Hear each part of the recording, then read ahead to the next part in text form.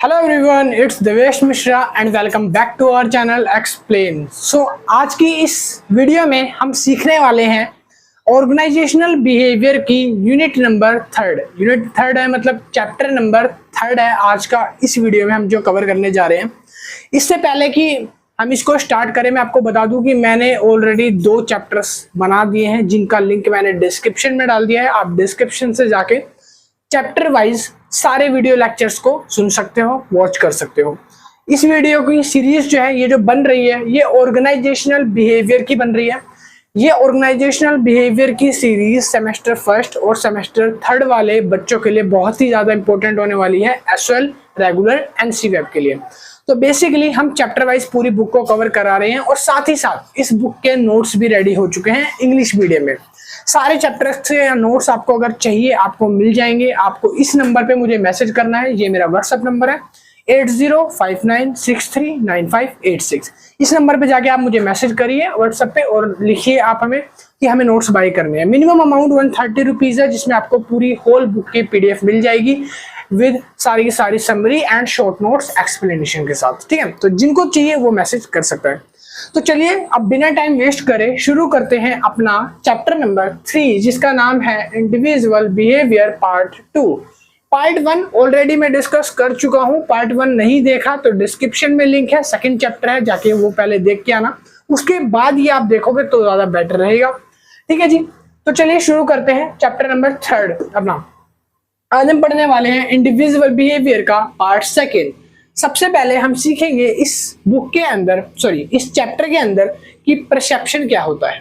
ठीक है, पहले हम परसेप्शन पढ़ेंगे। परसेप्शन को मैं आपको डिफाइन करूं उससे पहले मैं आपको कुछ चीजें बताना चाहूंगा। ठीक है, देखो ये एक पानी का गिलास है, मैं यहाँ पे ड्राइंग कर रहा हूं, आप ध्यान से इसको देखना। ये पानी का गिलास है और इसमें इतना हाफ जो है वाटर है। ठीक है, देखो पानी के गिलास में ये हाफ क्या है, वाटर है, कह सकते हो इतना ये गिलास पानी से भरा है। अब मैंने यहां पर 2 पर्सन को लाया, एक पर्सन नंबर ए है, एक पर्सन नंबर बी है। ठीक है, मैंने दोनों से पूछा बताइए आपको क्या दिख रहा है। सामने ये गिलास रखा है, ऐसे आधा भरा हुआ पानी से। मैंने बोला आपको क्या दिख रहा है इस गिलास में, तो पर्सन नंबर ए ने कहा कि मुझे ना आधा खाली पानी से, मतलब आधा खाली गिलास दिख रहा है। क्या बोला इसने, हाफ खाली है, मतलब कि हाफ एम्प्टी। ठीक है, तो ये किसका परसेप्शन था, परसेप्शन नंबर ए वाले का। ठीक है, दूसरा, अब मैं बी को लेके आया, सेम जगह मैंने सेम ग्लास में ये पानी था, इसमें मैंने पूछा कि अब बताओ आपको यहां पर क्या दिख रहा है। बी ने सेम थिंग को देखा और बी ने कहा कि मुझे हाफ फिल्ड ग्लास दिख रहा है, वाटर ग्लास। ठीक है, देखो मैंने कोई चेंज नहीं करा है फिगर में, बट परसेप्शन दोनों का अलग अलग है। तो इससे क्या पता चलता है कि person to person perception vary करता है, डिफरेंट पीपल्स के परसेप्शन डिफरेंट होते हैं। चलो इसको छोड़ो, एक दूसरे एग्जाम्पल से हम इसको सीखते हैं। एक और एग्जाम्पल लेते हैं। ठीक है, अब यहाँ पर एक जो पर्सन है ए, इसको आधा क्या मिला, खाली गिलास दिखा, और जो बी है उसको आधा भरा हुआ गिलास दिखा। ठीक है, अब दूसरा एक एग्जांपल ले लेते हैं। यहाँ पे मैंने एक ड्राइंग बनाई, ये लीजिए, मैंने एक नंबर लिखा है यहाँ पे। ठीक है, मैंने ये नंबर लिख दिया। अब मैंने एक पर्सन ए यहाँ पे खड़ा कर दिया और एक पर्सन बी यहाँ पे खड़ा कर दिया। अब पर्सन ए से पूछा कि ये कौन सा नंबर है, तो पर्सन ए जहां मैं अभी खड़ा हूं इस साइड से देख के उसको बताता है कि ये जो नंबर है ये 9 है। क्या है, 9 है। अब सेम नंबर मैंने पर्सन बी से पूछा और पर्सन बी इस साइड को ऐसे फेस करके खड़ा है। ठीक है, अब पर्सन बी ने जब इसको देखा तो पर्सन बी को ये लगा 6, तो इसने बोला ये 6 है। तो दोनों की पोजीशनिंग की वजह से, दोनों की अलग अलग जो जगह है उसकी वजह से डिफरेंस आ गया इनकी परसेप्शन में। Perception person to person vary तो करता है। ठीक है, सेम थिंग को लेकर दोनों की अलग अलग विचारधारा हो सकती है। ठीक है, इसको बोलते हैं परसेप्शन। ठीक है, अब हम आ जाते हैं अपनी डेफिनेशन की तरफ। अब परसेप्शन पढ़ते हैं, परसेप्शन होता क्या है बेसिकली। ठीक है, परसेप्शन जो है वो एक तरह की इमेजिनेशन है। क्या होता है? इमेजिनेशन। ठीक है, जो आप सोचते हो, थिंक करते हो, वो आपकी एक इमेजिनेशन है। तो परसेप्शन को हम बोल सकते हैं कि ये क्या है? इमेजिनेशन। ठीक है जी, इमेजिनेशन। ठीक है, एक इमेजिनेशन होती है जैसे हम दूसरों को ऑब्जर्व करते हैं, हम उसके हिसाब से अपने दिमाग में उसकी एक छवि बना लेते हैं, छवि तैयार कर लेते हैं, वो परसेप्शन कहलाता है। और परसेप्शन हर एक इंसान का अलग होता है, उसके दिमाग में किसी के लिए भी परसेप्शन चेंज होता रहता है। तो यहाँ पे लिखा है perception is defined as the process of selecting. देखो, परसेप्शन जो है एक प्रोसेस है, एक प्रक्रिया है जहां पर selection, organisation, interpretation of sensory information. किसी भी सेंसरी इंफॉर्मेशन को हम अपने दिमाग में पहले सिलेक्ट करते हैं, कौन सी इमेज है उसको ऑर्गेनाइज करते हैं, फिर उसको इंटरप्रिटेशन करते हैं, फिर उसके बाद उसकी सेंसरी इंफॉर्मेशन का हम एक डेटा कलेक्ट करके प्रेजेंट कर देते हैं, फिर उसको हम रिप्लाई करते हैं सामने वाले को कि अब मुझे क्या दिख रहा है। ठीक है, जैसे कि मैंने एक ग्लास का केस बताया था अभी थोड़ी देर पहले। ठीक है, ये वाटर का ग्लास है और इसमें मैंने बताया था कि हाफ ये भरा हुआ है पानी से। ठीक है, अब इस ग्लास में क्या हुआ, जब लोगों ने इसको देखा, ए और बी ने, दोनों ने अलग अलग बताया। क्यों? क्योंकि दोनों ने सबसे पहले सिलेक्ट करा कि ऑब्जेक्ट क्या है, किसके ऊपर हमें अपना परसेप्शन देना है। तो ऑब्जेक्ट सिलेक्ट हो गया, ऑब्जेक्ट था ग्लास। ठीक है, फिर उसके बाद ऑर्गेनाइजिंग, उन्होंने ऑर्गेनाइज करा। क्या करा कि एक ग्लास है, इसके अंदर है वाटर, तो एक ग्लास, एक वाटर आधा भरा है या आधा खाली है। उन्होंने अपने दिमाग को 3-4 चीजें देख के, कमांड देके ऑर्गेनाइज करवाया, सारी चीजें बखूबी देखी। फिर उसने अपने दिमाग को कमांड दिया, इंटरप्रिटेशन दिया जाए इसके ऊपर। इंटरप्रिटेशन मतलब अब इसको समराइज कराया जाए, जोड़ा जाए। अब सारी कड़ियों को जोड़ने लगा दिमाग। क्या जोड़ने लगा? जो मैंने क्वेश्चन पूछा था उसका आंसर निकालने के लिए कड़ियां जोड़ रहा था। ठीक है, जैसे ये एक ग्लास है, इसमें आधा पानी है, तो अब मेरे से पूछा गया है इसमें खाली है या भरा है, तो अब मुझे ये बताना है। तो उन्होंने सारी कड़ियां जोड़ी, तब उन्होंने इंटरप्रिटेशन करने के बाद दिमाग ने बताया कि भाई ग्लास जो है वो आधा खाली है, और बी के दिमाग ने बताया भाई ग्लास आधा भरा है। तब उन्होंने अपना डिसीजन मेक करा और उसके हिसाब से उनकी जो सेंसरी इंफॉर्मेशन है वो मेरे पास आई। ये डिसीजन लेने के बाद अब उन्होंने परसेप्शन बना के अब मुझे अपना परसेप्शन बताया कि ये खाली है या भरा है। तो बेसिकली परसेप्शन जो है इन चीजों पे वर्क करता है। परसेप्शन क्या है? एक इमेजिनेशन है जो सबसे पहले सिलेक्शन को काम में लाती है, फिर उसके बाद ऑर्गेनाइजेशन होता है, मतलब कि डेटा का ऑर्गेनाइजेशन किया जाता है। ठीक है, ऑर्गेनाइज होने के बाद वो इंटरप्रेट होता है, उसके बाद उसके सेंसरी इंफॉर्मेशन बताई जाती है, निकाल के बनाई जाती है। अब देखो, इस परसेप्शन के अंदर मेन हम जो इस्तेमाल करते हैं ना, हम परसेप्शन कैसे कर पाते हैं? हम परसेप्शन कर पाते हैं क्योंकि हमारे अंदर सेंस ऑर्गन्स हैं।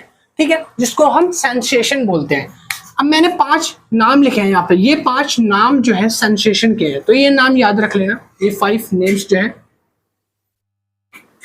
सेंसेशन के हैं। ठीक है,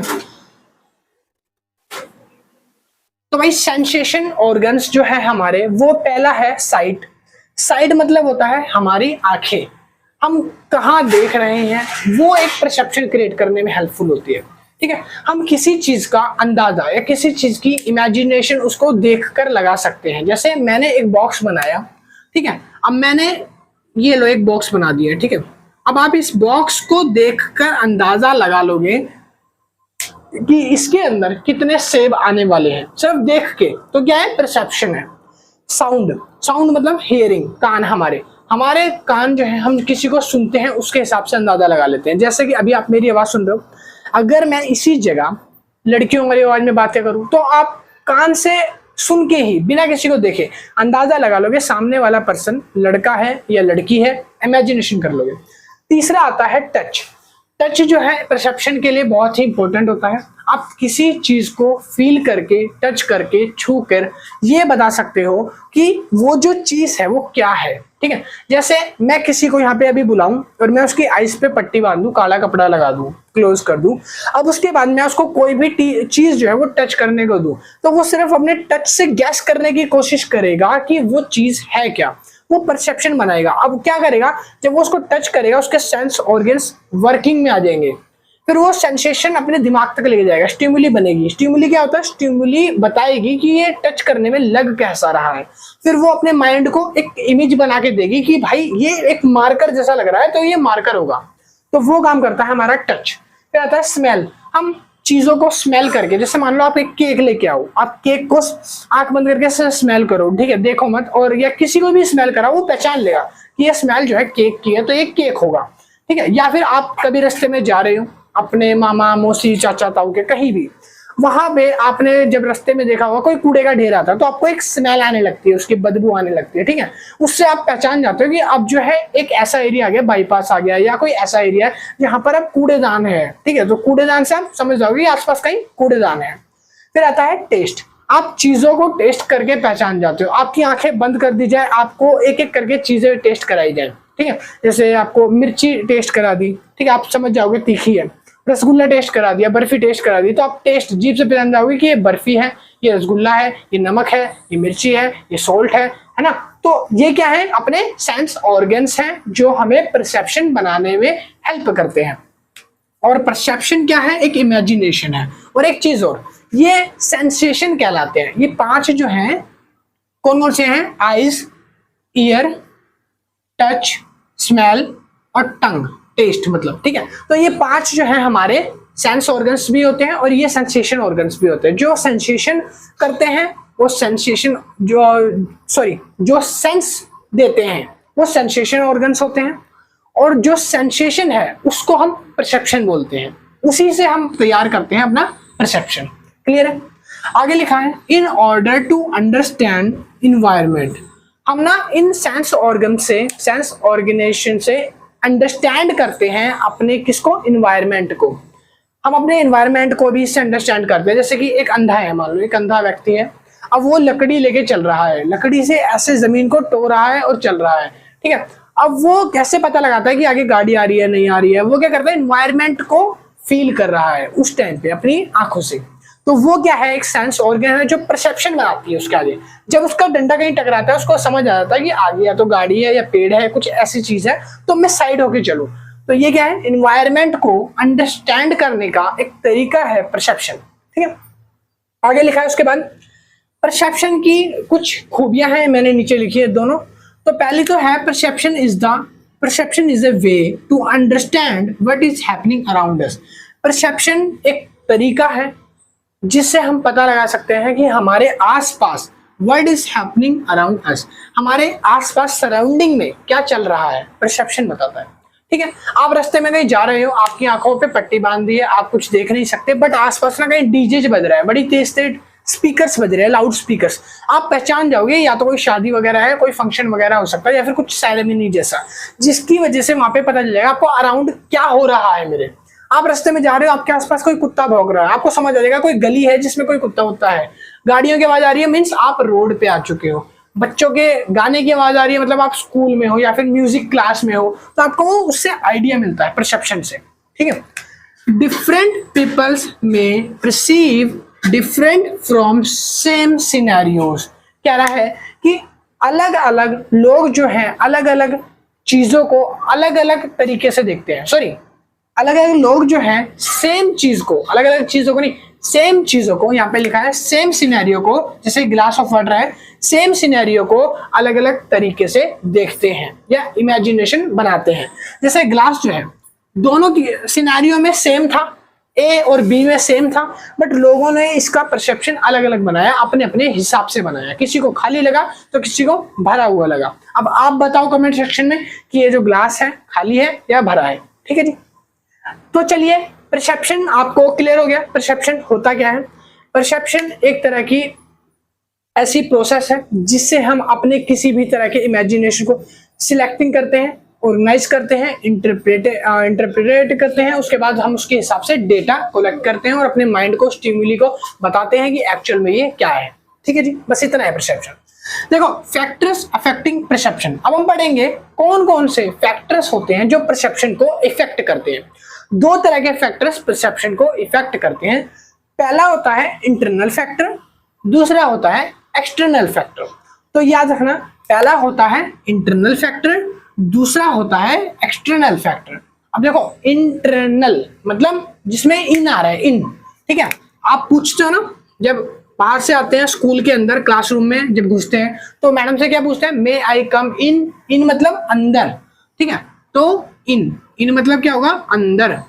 और दूसरा है एक्सटर्नल, एक्सटर्नल मतलब बाहर, इसका अपोजिट जहां पे आएगा ई एक्स, इसका मतलब है बाहर, ठीक है। अब हम वो फैक्टर्स पढ़ेंगे जो परसेप्शन को अंदर तरीके से मतलब आंतरिक तौर पे इफेक्ट करते हैं और जो बाहरी तौर पे इफेक्ट करते हैं। अंदर के तरीके से जो इफेक्ट करते हैं इंटरनल फैक्टर्स आर, तो हमारे इंटरनल फैक्टर्स ये 3 हैं जो आपकी बुक्स में मेंशन है। पहला है नीड और डिजायर, नीड और डिजायर, पीछे बोलेंगे नीड और डिजायर, ठीक है। तो नीड और डिजायर, देखो दोनों में फर्क है। अब मैं आपको क्लियर करता हूं, नीड में फर्क है और डिजायर में फर्क है। नीड मतलब होता है कि वो चीज जिसको आप चाहते हो कि ये मेरे पास हो और उसको लेने की आपके अंदर कैपेबिलिटी होती है, वो नीड कहलाती है। जैसे कि मुझे एक आइसक्रीम चाहिए, तो मुझे क्या चाहिए, आइसक्रीम। दोनों में डिफरेंस है वो समझ लो। आइसक्रीम चाहिए 20 रुपए की, 50 रुपए की आती है, और मेरे पास इतने पैसे हैं कि मैं उसको 50 रुपए देकर खरीद सकता हूं। तो ये क्या है, मेरी नीड थी जो फुलफिल हो गई, नीड फुलफिल हो गई। अब आते हैं डिजायर पे। डिजायर्स मतलब होता है आपकी इच्छा। क्या है भाई, इच्छा। और याद रहेगा कि इच्छाएं पूरी होने में बहुत टाइम लगता है। जैसे मैंने बोला कि मैं एक बड़ा यूट्यूबर बन जाऊं, मेरे सब्सक्राइबर बहुत सारे हों, ठीक है, और बड़ा फेम बेस हो और फेमस हो जाऊं, तो ये क्या है, मेरी इच्छा है, डिजायर है, जिसको होने में या तो टाइम लग सकता है या तो हो सकता है वो कभी ऐसी कोई डिजायर हो जो कभी पूरी ही ना हो, ठीक है। तो डिजायर मतलब वो चीजें जिसके लिए आप कैपेबल नहीं होते बहुत टाइम, और नीड वो चीज है जिसके लिए आप कैपेबल हो, वो नीड्स होते हैं। तो परसेप्शन के इंटरनल फैक्टर है नीड्स एंड डिजायर, ठीक है। सेकंड आता है पर्सनैलिटी। पर्सनैलिटी मतलब आपका हाव भाव, आपके इमोशंस, आप पहनते कैसे हो कपड़े, आप दिखते कैसे हो, चेहरा कैसा है, ठीक है, रंग रूप कैसा है, तो ये क्या है, पर्सनैलिटी होती है, ठीक है, जो इफेक्ट करती है परसेप्शन को। हम पर्सनैलिटी देख के परसेप्शन कर लेते हैं।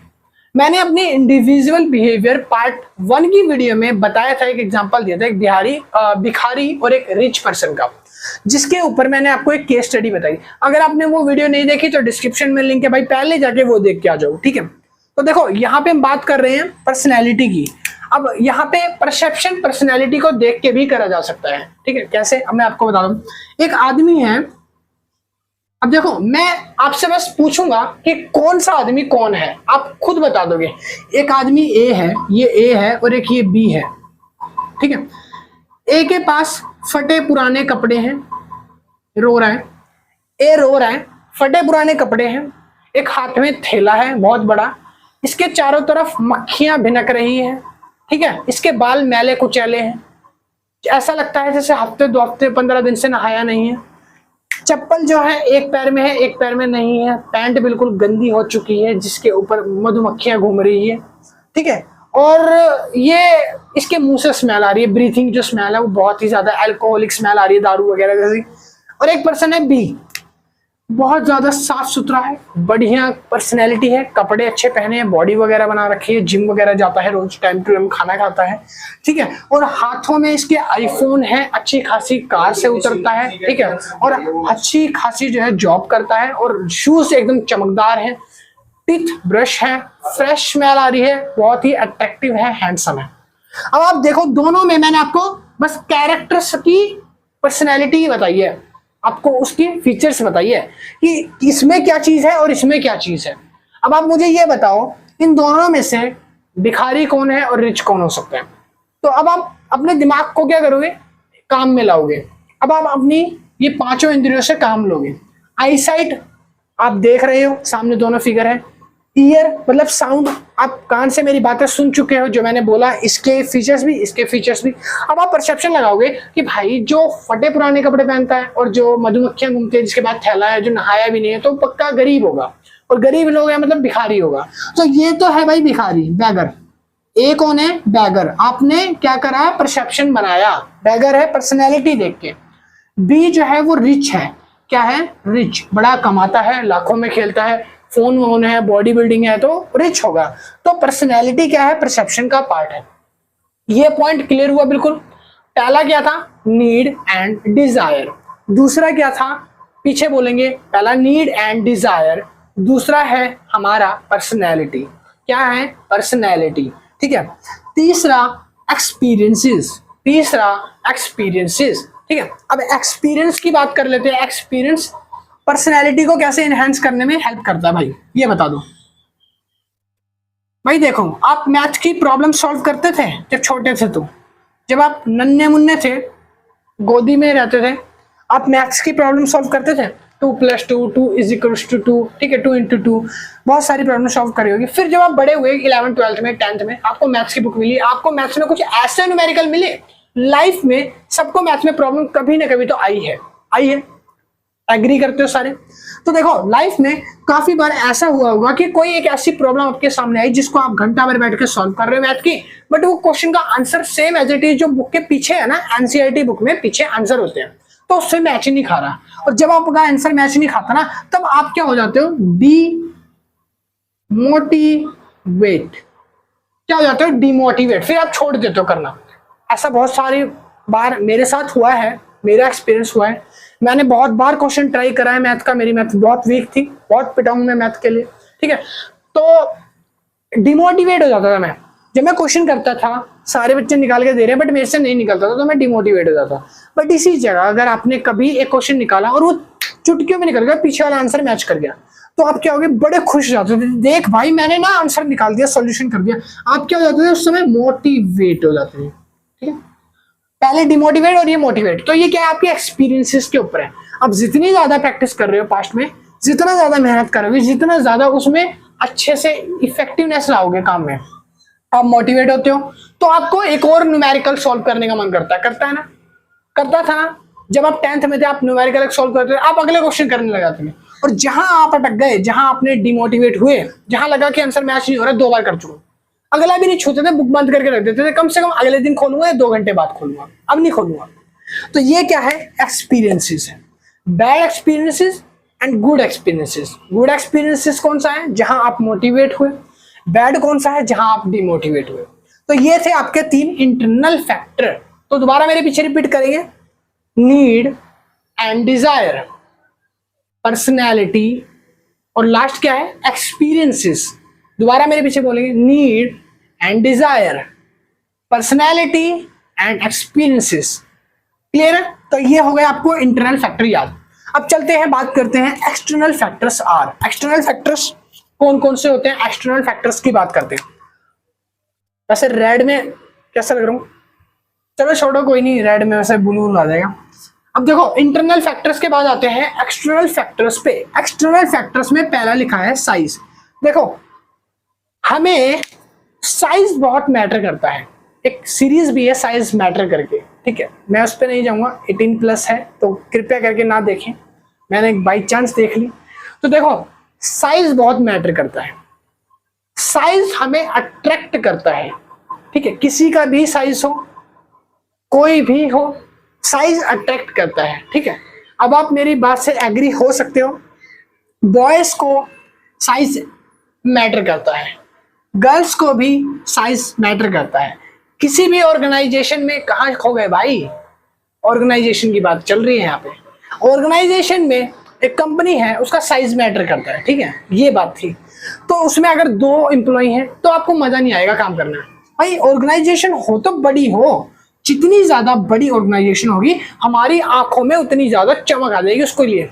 और हम जब आंखों में चमक ले लेंगे उसके लिए, मीन्स उसका साइज हमें अट्रैक्ट कर रहा है, अपनी तरफ खींच रहा है। ठीक है, मुझे भी एक का साइज खींचता था वैसा अपनी तरफ, अब तो नहीं है। हाँ, अभी देखो दूसरा पॉइंट आ जाता है इंटेंसिटी। ये एक्सटर्नल फैक्टर्स बता रहा हूं मैं, बाहरी खूबी बता रहा हूं। किसी पर्सन की ले लो, हम इंडिविजुअल बिहेवियर पार्ट 2 पढ़ रहे हैं, तो पर्सन के हिसाब से पढ़ रहे हैं। तो एक इंसान का, एक आदमी का साइज जो है बहुत मैटर करता है भाई। साइज, हाथों का साइज कह सकते हो, ऊपर नीचे सबका साइज कह सकते हो, ठीक। दूसरा आ जाते हैं इंटेंसिटी। क्या बोला मैंने? हंसो मत, शट अप, बदतमीज। हाँ, इंसेंट, यार भुलवाओ मत, इंटेंसिटी, इंटेंसिटी। दूसरा भाई सुन लो यार, इंटेंसिटी पे आ चुके हैं। इंटेंसिटी मतलब क्या होता है? देखो बुलवा दिया मेरे को भाई। इंटेंसिटी भाई मतलब होता है किसी भी चीज का ओवर होना। क्या बोला मैंने? किसी भी चीज का ओवर होना, जैसे over noise, over speaker, over loudness, over smoking. तो जितने भी चीजें ओवर होती है ना, हम उसको ज्यादा अट्रैक्ट होते हैं उससे, ठीक है। जैसे कि एक रोड है, रोड पे बहुत तेज स्पीकर बज रहा है, तो कहीं ना कहीं आप कुछ भी दिमाग में सोच रहे हो ना, आपका एक बार माइंड में अंदर ये जरूर आएगा कि ये स्पीकर इतना लाउड क्यों बज रहा है, कुछ है क्या यहाँ पे, पार्टी फंक्शन वगैरह। तो इंटेंसिटी मतलब चीजों का ओवर हो जाना, हाइपर हो जाना, और बहुत तेज लाउडनेस, ऐसा कुछ हो जाना जो आपका माइंड का अटेंशन को ग्रैब करे, कैच करे, ठीक है। तो वो इंटेंसिटी कहलाती है, ठीक है। तीसरा आता है फ्रीक्वेंसी। क्या बोलते हैं? फ्रीक्वेंसी। फ्रीक्वेंसी मतलब होता है बार बार, कितनी बार, ज्यादा से ज्यादा बार, जितनी बार वो आपके सामने आएगी आप उससे उतना ज्यादा अट्रैक्ट होते जाओगे, ठीक है। इस बात से मेरी एग्री करते हो? हाँ जी करते हैं। देखो फ्रीक्वेंसी मतलब होता है, जैसे आप टीवी देख रहे हो, टीवी पे एक एडवर्टीजमेंट आती है जिसमें एक नीले कोट में एक आदमी आता है, ठीक है, और वो बोलता है कि आपके घर में आपका वॉशरूम जो है कितना साफ है। उनके घर से रिश्ते वाले कैंसिल हो जाता है, रिश्ता टूट जाता है लड़की का, और चले जाते हैं। तो वो जो नीले कपड़े में आदमी आता है वो बोलता है रिश्ता टूट गया, कमी आपकी नहीं है, कमी हार्पिक में है, आपके लाइजॉल में है, ठीक है, आप उसको चेंज करिए तो रिश्ते वाले आपके ज्यादा आएंगे। मतलब बाथरूम चेक करने आए थे, इंस्पेक्शन वाले बुलाए थे कि लड़की वाले बुलाए थे, पहले तो ये क्लियर करो, ठीक है। अब यहाँ पे फ्रीक्वेंसी मतलब वो जो ऐड है ना, ये बताना चाह रहा हूँ कि वो जो ऐड है नीले कपड़े वाले आदमी की, इतनी ज्यादा बार आती है, इतनी बार आती है मेरे टीवी पे कि पूछो मत।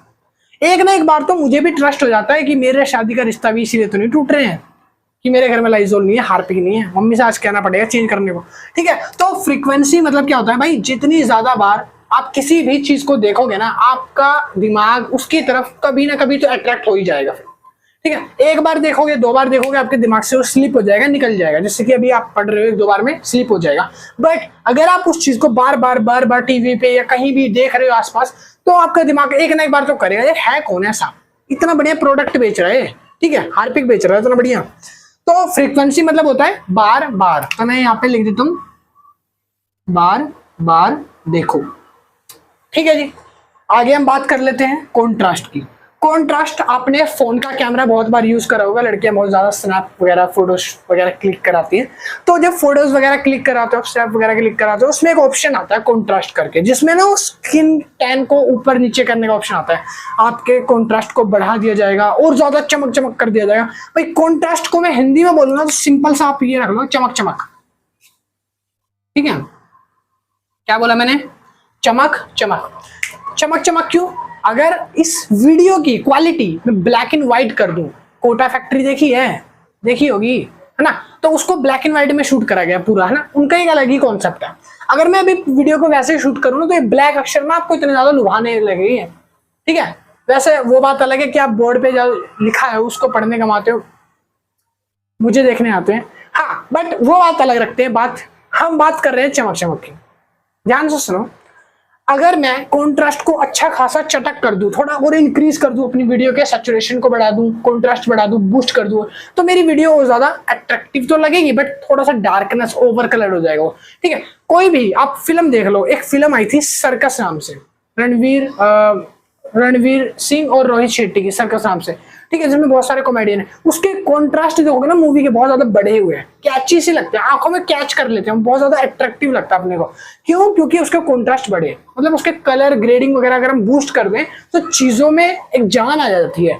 जैसे अभी ये बोर्ड पे मैं पढ़ा रहा हूँ तो कैसा फीका फीका से लग रहा होगा ना, अगर मैं इसका कॉन्ट्रास्ट बढ़ा दूं, कलरिंग ब्राइट कर दूं, मेरी टी शर्ट है रेड, भाई चमकेगी ऐसे कि बुल यहीं पे आके मार दिया टक्कर, मैं खत्म हो जाऊंगा अभी, ठीक है। तो इसलिए नहीं बढ़ा रहा बस मैं, ठीक है। और दूसरा तो बुल आए ना आए, ये पापा की परियां। हाँ जी, अब हम बात कर लेते हैं नेक्स्ट पॉइंट जिसका नाम है स्टेटस। स्टेटस मतलब होता है वो व्हाट्सएप वाला स्टेटस नहीं है, ये स्टेटस होता है, यहाँ पे हम परसेप्शन की बात कर रहे हैं। तो स्टेटस मतलब होता है आप जो भी चीजें ऐसी खरीदते हो जिसकी वजह से आपको लगे कि आप रिच हो। आपको रिच कैसे लगना है? आपको अगर मैं बोलूं अभी आप फोन यूज कर रहे हो 20 से 30 हजार का, 40 हजार का, 50 हजार का, एक आध हो सकता है जो आईफोन भी यूज कर रहे हो, या एक आध लैपटॉप ही लेके बैठे हो। अगर मैं आपको ऑफर करूं कि इस वीडियो पे 1 लाइक करने के बाद आपको मिलेगा 1.25 लाख का फोन, ठीक है, सारे लाइक कर दोगे? कर दोगे? कर दो ना यार, फिर फोन के लिए करोगे यार, कंटेंट दे रहा हूं उसके लिए कर दो, छोड़ो। देखो स्टेटस मतलब होता है जहां आप अपने आप को हाई क्लास प्रेजेंट करते हो दूसरों के आगे, दूसरों की नजरों में परसेप्शन ये बनवाते हो कि हम जो है वो बहुत रिच हैं, हम जो है बहुत अमीर हैं। इसके लिए आपको चाहे फिर कच्चे बनियान बेचने पड़ जाए, ठीक है, या फिर आपको कुछ भी करना पड़ जाए, मम्मी से लड़ना पड़ जाए, चाहे आपको 6 महीने की किस्तों पे आईफोन लेना पड़ जाए, आप लोगे आईफोन, ठीक है। उसको बोलते हैं स्टेटस, जो लोगों के लिए इतना पागल है कि बाहरी दुनिया में खो चुका है। हम एक्सटर्नल पढ़ रहे हैं ना, तो एक्सटर्नल मतलब बाहरी दुनिया में इतने खो गए, लोगों को इतना ज्यादा ओवर दिखाना है आपको कि लोग मुझे नोटिस करें, ऐसे कपड़े पहनूंगा अमीर से अमीर, चाहे घर में आके फटी बनानी बनियान पहना है, वो 3 छेद होगा बनियान में उसके, ठीक है। स्टेटस के बाद बात करते हैं मूवमेंट की। हमें मूवमेंट वाली चीजें बहुत जल्दी अट्रैक्ट करती है। एक्सटर्नल फैक्टर में परसेप्शन का एक फैक्टर है मूवमेंट। मूवमेंट मतलब जो चलती हुई फिरती चीजें है ना, वो बड़ी जल्दी अट्रैक्ट करती है आपको, जो रुकी थमी चीजें वो नहीं करती। जैसे कि अब आप ट्रेन को ही देख लो, एक ट्रेन है जो स्टेशन पे खड़ी हुई है और एक ट्रेन है जो यूं श्यूं करके निकल रही है स्पीड में, तो आप किसको देखना पसंद करोगे? सबसे पहले नजर उस पर जाएगी जो श्यूं करके निकल रही है। भाई हमें देखना है कितनी स्पीड में निकल रही है, इतनी लंबी और खूबसूरत ट्रेन देखने में अलग ही मजा आता है। ट्रेन को, ट्रेन निकल रही होती है ना फाटक में, बच्चे देख रहे होते हैं मम्मी ट्रेन जा रही है सामने से। तो मूविंग जो थिंग्स है जैसे ट्रेन, उसको देख के एक अलग ही मजा आता है, तो वो अट्रैक्ट करती है। और जो स्टैंडिंग है ट्रेन, जो खड़ी है ट्रेन, वो इतना ज्यादा अट्रैक्ट नहीं कर पाएगी, ठीक है। तो ये थे आपके इंटरनल और एक्सटर्नल फैक्टर परसेप्शन के। अब इसके बाद मैं आगे लिखवाने वाला हूँ प्रोसेस वगैरह, तो पहले आप इसको उतार लो। नोट्स वगैरह बाय करने हैं तो ये नंबर है, इस पे जाके मैसेज करो।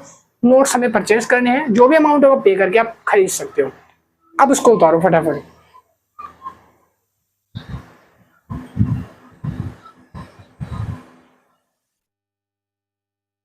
जैसे कि मैंने अभी आपको बताया था कि हम पढ़ने वाले हैं प्रोसेस, जो कि हमारी परसेप्शन की परसेप्चुअल प्रोसेस है, ठीक है। तो परसेप्चुअल प्रोसेस में हम ये पढ़ेंगे कि जो प्रोसेस होती है परसेप्शन की, वो आई कहाँ से है, वो बनती कैसे है, और पूरा वर्क क्या है इस प्रोसेस का, वो हम इसमें पढ़ने वाले हैं परसेप्शन प्रोसेस में, ठीक है। सबसे पहले हम परसेप्शन प्रोसेस में देखते हैं, इसमें हमारी सबसे पहली चीज आती है स्टिमुली। स्टिमुली का मतलब होता है कि आपको क्या काम असाइन करा गया है, ठीक है। तो यहां पे आप कह सकते हो वर्क असाइन, ठीक है। आपको कौन सा वर्क असाइन किया गया है वो आप यहां पे सबसे पहले देखोगे। जैसे कि मैंने कहा आपको अपने दिमाग में एक इमेजिनेशन बनानी है, एक इमेज बनानी है कि जहां पर एक बाइक राइडर बाइक कर रहा है अपने ग्रुप के साथ, ठीक है। मैंने क्या बोला, आपको एक इमेज बनानी है जहां एक बाइक राइडर राइड कर रहा है, रोड पे स्पीड रेसिंग कर रहा है अपने ग्रुप के साथ, ठीक है। आपको मैंने स्टिमुली दी, मतलब आपको मैंने एक टास्क दिया, वर्क दिया कि आपको ये टास्क को पूरा करना है, ठीक है। अब आप क्या करोगे? पहली चीज आप अपने दिमाग में इमेजिनेशन कैसे लाओगे? पहले आप सिलेक्ट कर रहे हो कि हमें सिलेक्ट करना है एक बाइक राइडर, एक ग्रुप, ठीक है। तो आप जो जो चीजें मैंने बोली है मैं वहां पे वो लिख देता हूं। देखो आप क्या सिलेक्ट करोगे? एक बाइक राइडर, एक ग्रुप, एक रोड, और क्या सिलेक्ट करोगे? और उनकी ड्रेस जो वो पहन के रखे हैं, ठीक है, ड्रेस। तो ये सारी चीजें, जब मैंने एक बाइक राइडर का नाम लिया, आप अपने दिमाग में जो इमेजिनेशन बना के बैठ चुके हो बाइक राइडर वाली, उसमें आपने क्या क्या सिलेक्ट करा होगा? एक रोड, कि भैया ने एक बाइक राइडर बोला जो कि रोड पे ग्रुप के साथ बाइक राइडिंग कर रहा है, तो उसके लिए हमें बाइक राइडर चाहिए, ग्रुप चाहिए, बाइक रोड चाहिए, और ड्रेस चाहिए, और आसपास का इन्वायरमेंट वगैरह, ठीक है। एक इन्वायरमेंट कि वो लगना चाहिए कि भाई बाइक राइडर जो है वो राइड कर रहा है ग्रुप में, इन्वायरमेंट तो जरूरी है।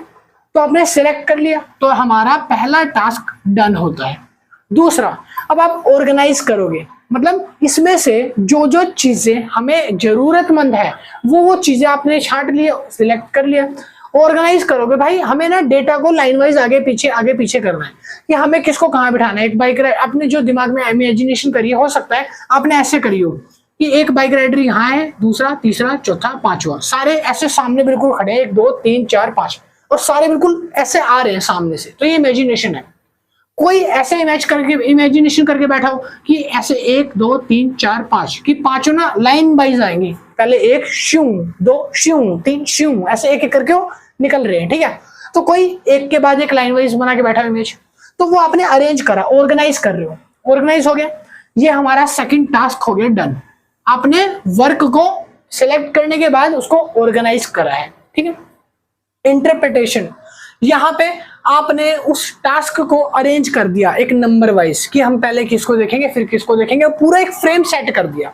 अब वो पूरा एक सीनरी बन गया है कि इसके आसपास एक रोड है, ये बाइक राइडर है, यहाँ पे पेड़ पौधे लगे हैं, ठीक है, ऊपर धूप निकली है और ये पूरा ग्रुप है, ठीक है। इन्वायरमेंट सेट कर दिया और ये रेसिंग चल रही है, इनके पास अच्छी खासी ड्रेस है और बढ़िया लग्जरी बाइक है, पूरा का पूरा सेट बना दिया अपने दिमाग के अंदर, इमेज कर लिया, इमेजिनेशन ले ली। तो अब ये क्या है, इंटरप्रिटेशन कर लिया। अब आप एक्शन कर रहे हो। एक्शन मतलब आपने पूरी इमेज को बना के अपने दिमाग में एक फोटो खींच ली, खिंच गई, हाँ अब ये फोटो हो गई, ठीक है, संभाल के रखना भाई, बाद में मांग लूंगा। अब ये जो इमेजिनेशन की फोटो खींची है आपने, इसको बोलते हैं एक्शन। मतलब अब इमेजिनेशन डन हो गई, पूरा परसेप्शन प्रोसेस खत्म, बस इतना ही। एक्शन मतलब कट, मतलब पूरी इमेज बनके तैयार हो गई है, जो जो चीजें मैंने बोली थी आपने वो इमेजिनेशन में सोच लिया है। तो ये होता है परसेप्शन प्रोसेस। हमारा दिमाग बहुत तेज सोचता है, ठीक है। बस आगे हम बात करने वाले हैं miss representation in perception. Perception में मतलब इमेजिनेशन में क्या क्या गलतियां होती हैं, मिस रिप्रेजेंट कैसे होता है। हमने कभी कभी जो काम बोला है आप उसकी जगह गलत सोच लेते हो। मैंने बोला बाइक राइडर एक लाइन में लगनी चाहिए, मैंने क्या बोला, सुनो ध्यान से, मैंने बोला बाइक राइडर एक लाइन में खड़े होने चाहिए, ऐसी इमेज अपने दिमाग में बनाओ। तो देखो हर कोई अपने हिसाब से सोचता है, परसेप्शन करता है। तो हो सकता है किसी बच्चे ने, ये रोड है, मान लो ये रोड है, इतना चौड़ा रोड है, ऐसे सीधा, किसी बच्चे ने पांचों को एक लाइन में ऐसे खड़ा कर दिया, ऐसे, ठीक है। ये क्या है, वर्टिकल है, ये हॉरिजॉन्टल है, भाई हॉरिजॉन्टल है ये। किसी ने हो सकता है इस तरह से हॉरिजॉन्टल लाइन में खड़ा कर दिया हो पांचों को इस रोड पे, ये जो रोड है। हो सकता है इमेजिनेशन में ही किसी बच्चे ने इन पांचों को ऐसे वर्टिकली तौर पे खड़ा करके सोच रहा हो कि भाई हमने वर्टिकली ऐसे सोचा। भाई सबकी इमेजिनेशन अलग है ना, तो कोई रोड पे सीधा सोच रहा, कोई वर्टिकली, कोई हॉरिजॉन्टल, ठीक है। तो ये इस तरह से मिस रिप्रेजेंटेशन हो जाती है। काफी बार मैंने जो बोला है, मैंने तो मान लो हॉरिजॉन्टल सोच के दिमाग में बोला, कोई कोई वर्टिकल सोच के बैठा, तो क्या होगा, मिस रिप्रेजेंटेशन। मतलब आपने मेरी बात को ध्यान से नहीं सुना और इसी वजह से परसेप्शन में गलतियां करी है, ठीक है। तो वो गलतियां यहाँ पे 4 तरह की होती है। पहला होता है कम्युनिकेशन गैप, जहां आप अपने सुपीरियर को अच्छे तरीके से समझ नहीं पाते हैं, उनसे बातचीत नहीं कर पाते हैं, आपकी स्किल्स बहुत बुरी हैं, पुअर स्किल्स है कम्युनिकेशन की, इस जगह पे मिस्टेक होने के चांसेस होते हैं। सेकंड आता है होलो इफेक्ट। होलो इफेक्ट का मतलब होता है जहां आप सिंगल वन ट्रेट को देखकर पूरे के पूरे व्यक्ति को या पूरे पूरे पर्सन को डिसाइड कर लेते हो कि ये कैसा है।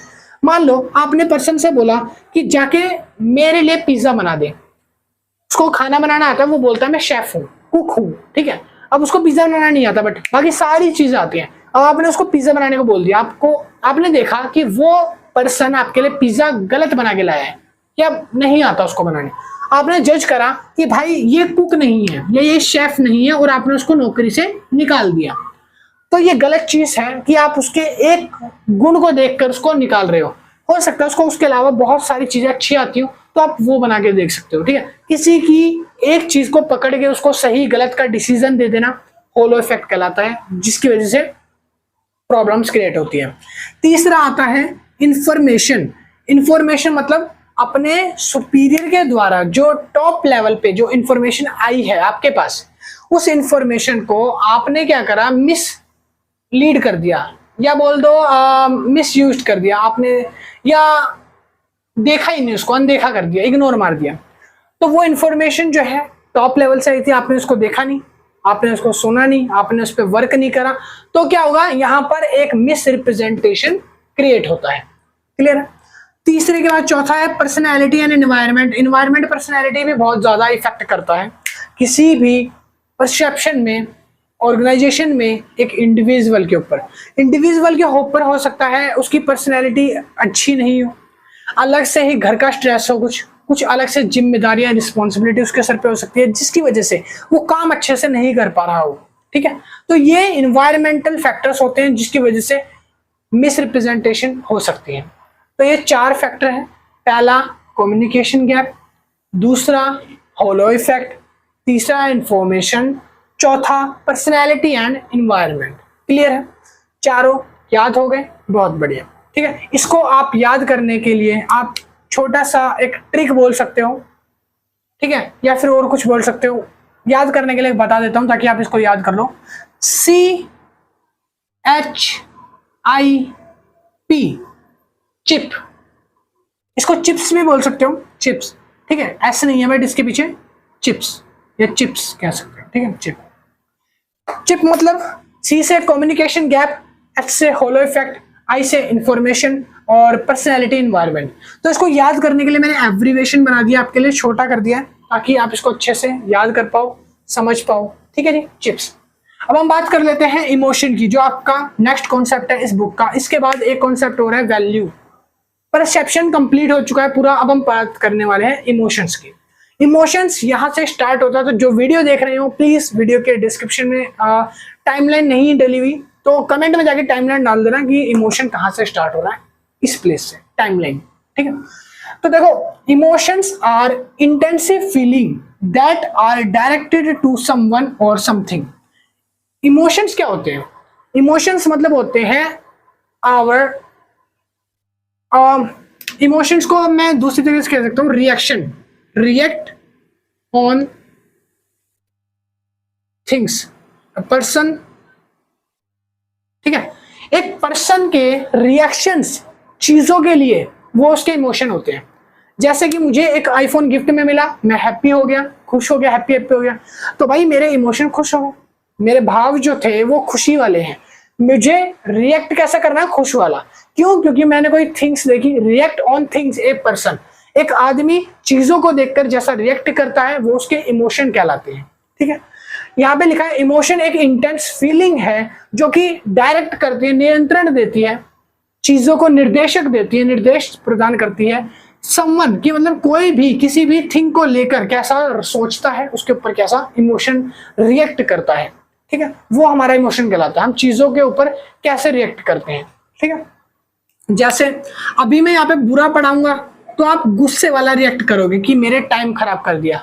अगर मैं अच्छा पढ़ाऊंगा आप स्पीड में वीडियो को भी देख लोगे और मजा भी आएगा और आप चीजें भी समझ जाओगे और आप बोलोगे बहुत अच्छी वीडियो सीरीज बनाई है भैया, थैंक यू सो मच, है ना। तो इससे क्या है, आप इमोशंस फील कर रहे हो, अपने इमोशंस शो कर रहे हो कमेंट्स में। क्या आपको एक्सपीरियंस कैसा मिला इस वीडियो को देखने के बाद? अच्छा रहा तो आप हैप्पी वाला इमोजी बनाओगे, दिल भेजोगे, हार्ट भेजोगे, नमस्ते वाला भेजोगे और भी बहुत सारे भेजोगे। गुस्सा आया तो एंग्री वाला इमोजी भेज दोगे या फिर गालियां बक दोगे। ठीक है, गालियां बैन है वैसे, नहीं बकोगे। अच्छे बच्चे वैसे गालियां नहीं बकते, अच्छे बच्चे या अच्छी बच्चियां। हाँ, तो इमोशंस होते हैं, जैसे कि इमोशंस मैंने यहाँ पे लिख दिए हैं, इसमें कुछ इमोशन डालना रह गया है। ठीक है, वो मैं लिख देता हूँ जो इमोशन रह गए बाकी। हाँ, आंख खुल गई अब, है ना, लास्ट वाले इमोशन को देख के। भैया एक यही रह गया था बाकी डालना, भाई याद यही आया, मैं क्या करूं। देखो, पहला इमोशन है happy, sad, angry, disgust, crying, fear, love. और भी बहुत सारे हैं, बहुत सारे। भाई इमोशंस की तो लिस्ट मत पूछो, हर एक टाइम इमोशंस चेंज होते हैं, अपने चेहरे के भी इमोशंस एक्सप्रेशन चेंज होते रहते हैं।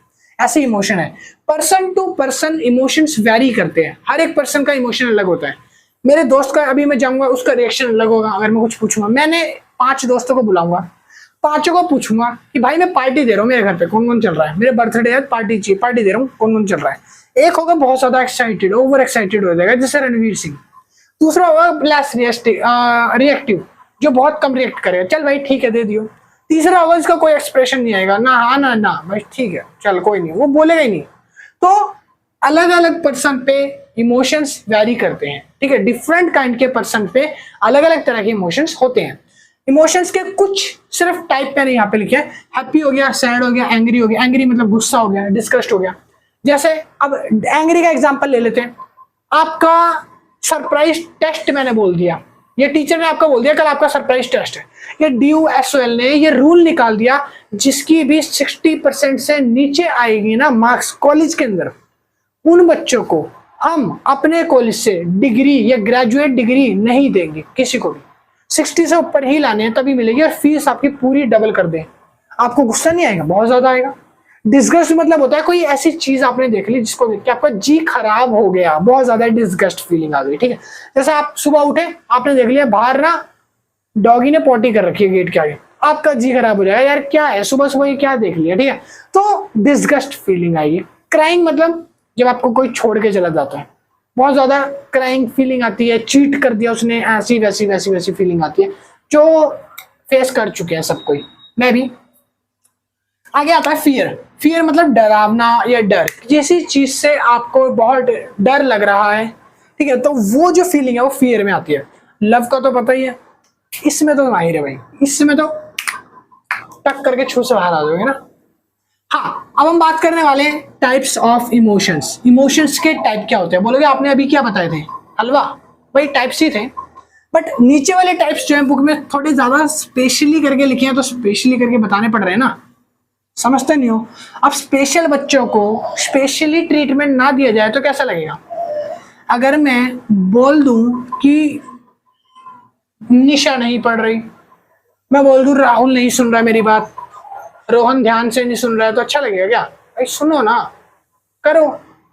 अभी रीना नहीं सुन रही, सिमृति देखो, तो भाई करो यार, अच्छे से करो, जब पढ़ा रहे हो तो पढ़ो।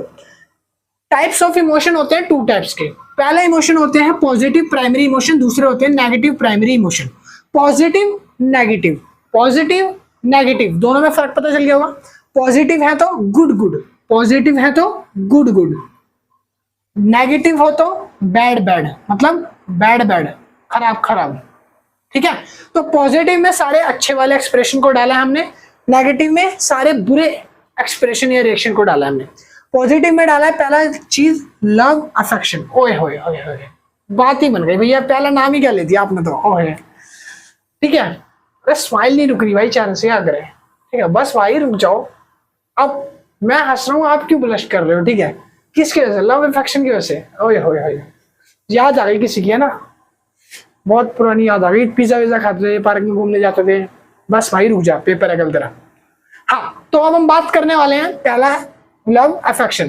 तो ये कौन सा है, एक पॉजिटिव प्राइमरी रिएक्शन है, ये पॉजिटिव प्राइमरी इमोशन है, ठीक है, जिसके आने से आए बाहर, जिसके जाने से जाए बाहर, ठीक है, तो वो लव अफेक्शन। दूसरा हैप्पीनेस जॉय। हैप्पीनेस जॉय मतलब जब आपको बहुत ज्यादा छोटे पर कोई ट्रीट मिल जाए, मम्मी ने कुछ बना दिया, मैगी बना दिया अच्छी से, या ऐसा मान लो लड़कियों के लिए कि आज मम्मी ने बोला बेटा तू 12 बजे तक सो आराम से, मैं काम कर दूंगी सारे, ए हो या खुशी देखो, खुशी देखो, ओ हो बस करो। ऐसा नहीं बोलेगी मम्मी, अरे कभी मान लो मम्मी ने बोल दिया कि आज बेटा तू 12-1 बजे तक आराम से सो, सारे काम मैं करूंगी, चाय भाई मम्मी ला के दे रही है, भाई साहब खुशी देखो, खुशी देख भाई साहब, ओहो। और बॉयज के लिए पापा ने बोल दिया ले बेटा 5,000 रुपए जा ठेके पे, पार्टी इंजॉय कर, ओहो भाई साहब खुशी आ गई भाई के चेहरे में, ठीक है। बात ही अलग है भाई हैप्पीनेस और जॉय की। तो यही चीज जो अभी आप ब्लश कर रहे हो क्या है, हैप्पीनेस और जॉय। तीसरी चीज पढ़ते हैं सरप्राइज। क्या है, सरप्राइज, सरप्राइज, ठीक है। तो सरप्राइज आपको कोई मिल जाए, मम्मी ने बोल दिया जाओ सैलून जाके अपने मैनिक्योर पेडिक्योर करवा लो, फेशियल करा लो, बाल अच्छे से करा लो, जैसा कलर कराना करा लो। जैसे लड़कियां चाहती है कि मेरे बाल अच्छे हों, लंबे और ट्रीटमेंट हो, ये है वो फलाना ढिंका, मम्मी ने बस राजी कर दिया, उन्होंने 20,000 हाथ पे दे दिया, ले भाई जा, ठीक है। लड़कों के केस में भी ऐसा भाई, उनको भी कुछ ऐसी चीज मिल जाए सरप्राइज में, उनको पापा की बेल्ट मिल जाए, मम्मी से चप्पलें मिल जाए, झाड़ू मिल जाए, ठीक है, एग्जाम में नंबर कम आते, सरप्राइज सीधा मुंह पे पड़ेंगी, सीधा बाहर से गेट पे आते, मम्मी में फेल हो गया, ले चप्पल, सरप्राइज है। तो surprise, happiness, Joy, love, affection, ये पॉजिटिव इफेक्ट होते हैं। पॉजिटिव मतलब जहां आप खुशी खुश होते हो। अब बात कर लेते हैं नेगेटिव की, मतलब फियर, आपको खौफ है, डर है, आपको पता चल गया आपके हाँ मैसेज वगैरह मम्मी को पता चल गए, फियर, पापा मारेंगे पकड़ के, बेल्ट बेल्ट ही बेल्ट, सट्टे सट्टे। या फिर सैडनेस, उदास हो रखे हो। क्यों उदास हो रखे हो भाई? कोई एग्जाम में फेल हो गया, ईआर आ गई 1-2 में, अब पूछोगे भैया क्या करना है? अगर सेमेस्टर सेकंड में, फोर्थ में या सिक्स्थ में ईआर आई है तो नेक्स्ट ईयर मई जून में एग्जाम होंगे और अप्रैल में निकलेंगे, फॉर्म भर देना। जिसके सेमेस्टर फर्स्ट में, थर्ड में, फिफ्थ में ईआर आई है उनके दिसंबर में एग्जाम होंगे, भर देना फॉर्म, अक्टूबर में निकल रहे हैं, ठीक है। लो मैंने हल भी कर दी सैडनेस, अब तो उदास नहीं हो। अरे इस सब्जेक्ट में ईआर आ गई, फिर क्या करना है भाई? फिर मेरे लेक्चर सुनना है और मेरे से नोट्स बाय करना, इस नंबर से वीडियो देखना और लाइक शेयर सब्सक्राइब करना, तब जाके फेमस हो गए, मतलब पास हो गए यार। तो उसके बाद अगला इमोशन है एंग्री वाला। अगर मैंने यहाँ पे पढ़ाना छोड़ दिया, आधे पे मेरी वीडियो ग्लिच होने लग गई, मेरी वीडियो खराब हो गई, आपका एग्जाम है, कैसे पास होगी? गुस्सा आएगी कि नहीं आएगी? आएगी ना। भैया अच्छा बोर्ड ले लो, भैया डिजिटल बोर्ड ले लो। भैया के पास पैसे नहीं है, सीधी बात है, भैया है बहुत गरीब, ठीक है, वीडियो बना रहे हैं बोर्ड पे, व्हाइट बोर्ड पे, हो गए 34,000 सब्सक्राइबर, नाम है, नाम कुछ नहीं आता भाई, पेमेंट वेमेंट कुछ नहीं आ रही, ठीक है। फिर भी मेहनत कर रहे हैं तो करो यार सपोर्ट थोड़ा। हाँ तो एंग्री, एंग्री जैसे तुम हो रहे हो ना, मुझे भी बहुत गुस्सा आ रहा है, 1 घंटा लिखना पड़ता है, पढ़ाना पड़ता है, पसीने टपक रहे हैं यार। अगला आता है डिस्गस्ट। डिस्गस्ट मतलब वो फीलिंग जहां पे आपको बहुत ज्यादा घिनौनी चीज दिखता है। आपको अगर मान लो आप नॉन वेज हो, आपको वेजिटेरियन सूप दे रहे हैं, हरी सब्जी पालक दे रहे हैं, रोज रोज रोज रोज रोज रोज रोज रोज रोज रोज रोज, हाँ, तो आप बहुत ज्यादा उदास हो जाओगे, गुस्सा आने लगे, डिस्कस्ट लगे, ए मम्मी क्या रोज पालक दे रहे हो, कभी चिकन वगैरह बनाओ। या फिर कोई ऐसा है जो ब्राह्मण है, शुद्ध शाकाहारी, प्योर वेज, उसके आगे चिकन परोस दिया जाए, है के ले आया यो, ले जा भाई। तो वो जो फीलिंग है वो कैसी होगी? वो होगी डिस्गस्ट, ठीक है। शेम, शेम मतलब जहां आपके फ्रेंड ने इंसल्ट कर दिया आपकी, या आपकी किसी ने भी इंसल्ट कर दिया। आप दुकान पे गए, दुकान पे ना दुकानदार से बोल दिया भैया स्कैनर देना, और दुकान वाला था अनपढ़, अंगूठा छाप 5वीं का, उसने बोला, आपने बोला लड़कियां बहन जी करके भैया करके बोलती हैं, तो लड़कियां गई दुकान में, रीतू गई, या फिर बोल सकते हो निशा गई या मनीषा गई। मनीषा जाती है, निशा जाती है, दोनों सहेलियां दुकान पे, बोलते भैया स्कैनर देना, 1 प्लेट मोमोज खा लिए, उसके पैसे की पेमेंट करनी है, स्कैनर दे दो। तो भैया था अनपढ़, अंगूठा छाप, उसको आ गई गुस्सा, उसने बोला दीदी स्कैनर तो आपके फोन में होता है, QR कोड मांगा जाता है। और दीदी होगी सारी उम्र में, जोकर वाला गाना नहीं चलता, वो क्या नाम है, जोकर बनता रहा, अरे वो हाइडी का गाना है, लगा दियो, मैं कमेंट में कर दियो उसको मैसेज करके टाइम, मेरे को गाना याद नहीं है अभी, बट उस जगह दीदी का मोए मोए हो गया, ठीक है। कहने का मतलब ये है, दीदी ने मांग लिया स्कैनर, मगर ये नहीं पता QR कोड मांगना चाहिए, स्कैनर तो फोन में होता है, ठीक है। और बहुत सारे लोग ऐसे ही करते हैं, भैया स्कैनर देना, स्कैनर नहीं होता बेटा, QR कोड होता है। तो ये सारा उतार लिया।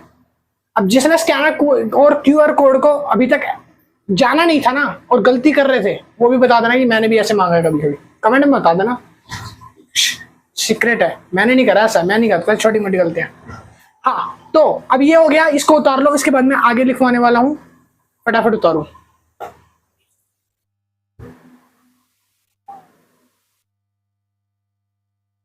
तो अभी जो मैंने बताया था आपने उतार लिया होगा, नहीं उतारा तो पीछे जाके 10-20 सेकंड भाई इसका स्क्रीनशॉट ले लेना, ठीक है।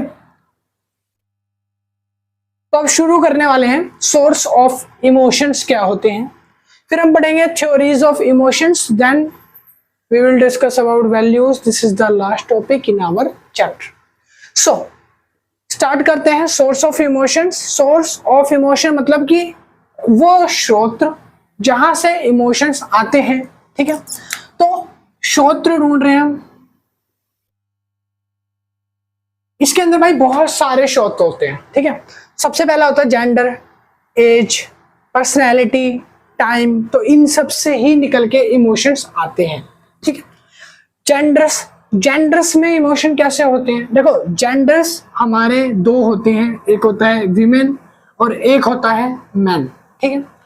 Man and women. एक और होता है थर्ड कैटेगरी, बट हम सिर्फ दो कैटेगरी में बात कर रहे हैं, मेल फीमेल दो में, ठीक है।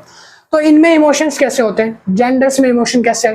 अब आप ध्यान से दोनों के बॉडी स्ट्रक्चर को, ठीक है, बॉडी को ऑब्जर्व करोगे, उनके माइंडसेट को ऑब्जर्व करोगे, किसके, मेल और फीमेल के, तो दोनों में बहुत सारी चीजें डिफरेंट मिलेगी, ठीक है।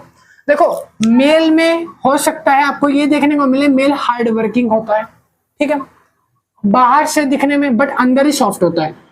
फीमेल सॉफ्ट होते हैं अंदर से बाहर से, ठीक है, वैसे वैसे आपको देखने को मिले। अब यहाँ पे लिखा है womens are more emotional than mens, मतलब कि कहने का मतलब है कि जो लेडीज होती हैं वो एक मेंस के मुकाबले ज्यादा इमोशनल सेंसिटिव पाई जाती हैं, ठीक है। तो ऐसा बुक में है, मेंशन करा है। रियल लाइफ में देखते हैं कैसे है। देखो अब यहाँ पे इसका कहने का मतलब ये है कि हमने देखा जेंडर्स में जो फीमेल्स है वो ज्यादा इमोशनल होती है देन मेंस से, ठीक है। आप देखोगे छोटी छोटी चीजों पे जो फीमेल्स हैं वो रिएक्ट करने लगती हैं, ठीक है, रिएक्ट कर जाती है।